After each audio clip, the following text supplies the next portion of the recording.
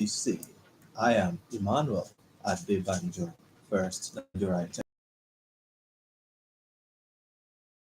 emergency meeting to halt planned protests. The Ogun State government is reiterating commitment to the well-being of the citizenry. In France, President Macron has postponed the naming of a new cabinet till the end of Olympics. The federal government has scheduled an emergency meeting for this Wednesday in response to a planned nationwide protest slated for August 1. This comes after President Bola Tinubu pleaded with the organizers to shelve the protest and give his administration more time to execute people-oriented programs. Reports said all the ministers, the secretary to the government of the Federation, George Akume, and the special advisors to the president on policy and nation, Ajiza Bala Usman, information and strategy, Mr. Bayo Onanuga, and former Minister of Youth and Sport, Mr. Sunday Dare, were among those invited for the meeting. The planned session is coming amid the clamor for nationwide protest from August over the rising cost of living and economic hardship in the country, which was blamed on the removal of fuel subsidy. The floating of the naira and other economic reforms implemented by President Bola Tinubu-led administration. President Bola Tinubu will get a clean copy of the new minimum wage bill for assent following Tuesday's accelerated passage. Both chambers of the National Assembly wasted no time during their separate plenaries to put the bill through the three readings and with voice votes passed it. The executive bill, which prescribed 70,000 naira minimum wage and 3-year review of the wage, was read on the floors of both the red and green chambers by the presiding officers. The bill gave legal backing to the 70,000 naira minimum wage agreed upon between the organized labor, the organized private sector, and the federal government. The bill also reduced the number of years for consideration and approval of a new minimum wage from 3 years, as promised by President Tinubu at his meeting with leaders of organized labor. The National Assembly on Tuesday passed the Police Act Amendment Bill, which pegs the tenure of the Inspector General of Police at 4 years. However, the IG is expected to retire on attaining the public service retirement age, which is 60. With the passage of the executive bill, an IG who has not completed 4 years in office can stay on after the age of 60.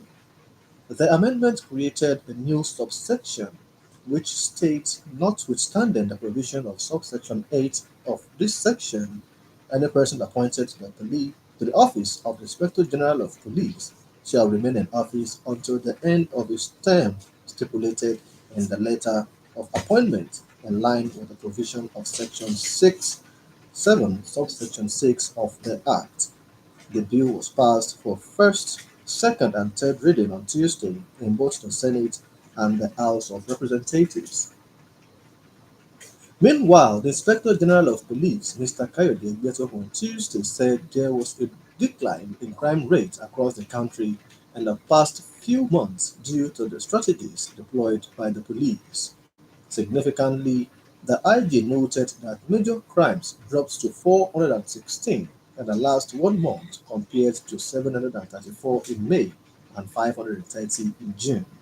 Mr. Igbetokun, who spoke during a meeting with the Commissioner of Police in Abuja on Tuesday, commended personnel of the force for their passion and commitment to the execution of its strategies.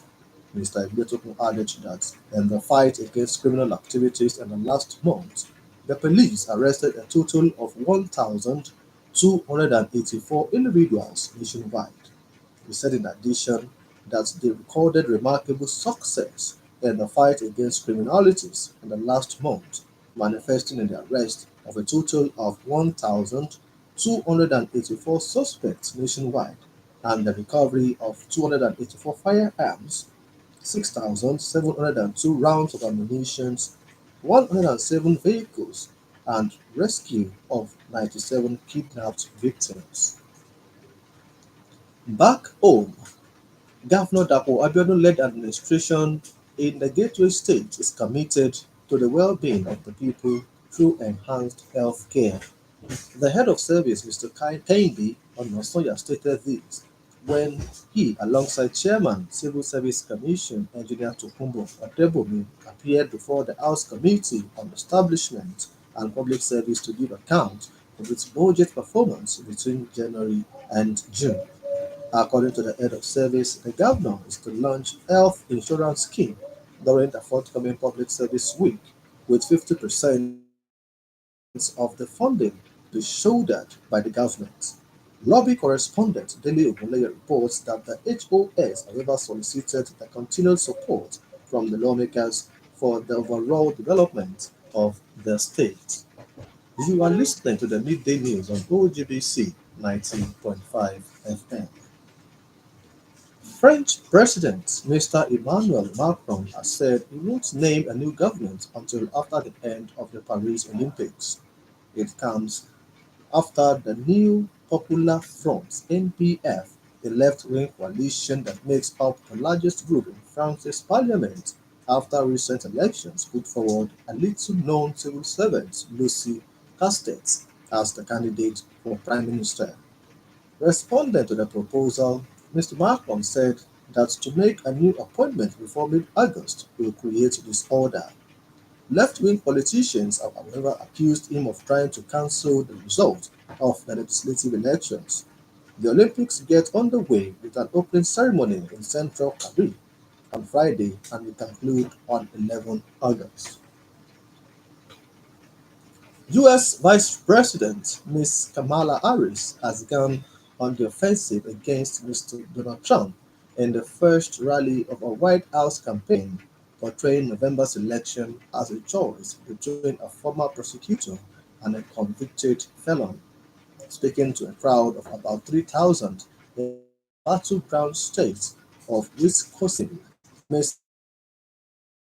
Harris likened her Republican opponents to fraudsters she had prosecuted. Mr. Trump, meanwhile, sailed a record on the border and posted on social media, Lee, Kamala Harris destroys everything she touches. It comes a day after she secured the support of a majority of Democratic delegates, paving the way for her to become the party's nominee.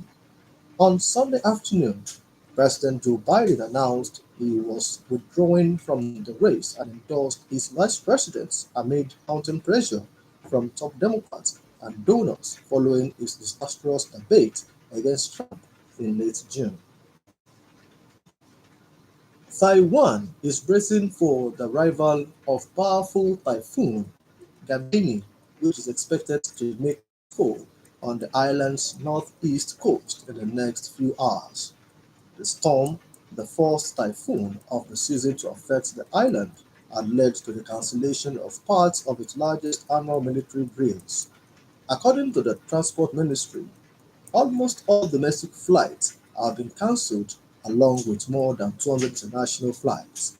The typhoon is seeing winds gusting to 240 km/h, which is equivalent of a high category 4 hurricane in terms of wind strength and destructive potential.